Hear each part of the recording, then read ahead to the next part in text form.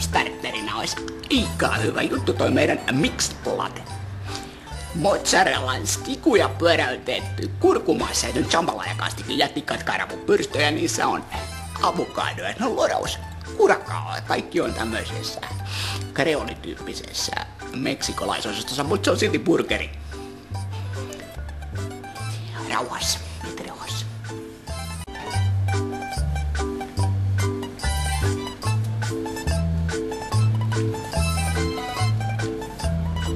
Terve.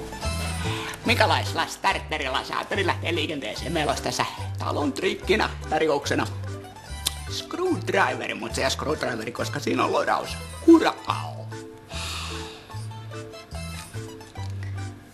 Mieti rauhassa.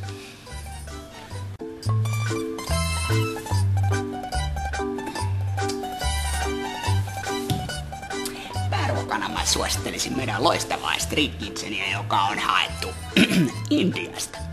Intian tandoori chicken tikka, joissa on lisättynä Indonesiaan heilatavaa tikkoa, joissa on voimaperäisesti kyljessä tämmöistä makeaa pähkinäkaistiketta, joka on valmistettu cashew-pähkinöistä. Ja lodaus kurakao. Saa siihen ananaksenkin. Mieti rauhassa.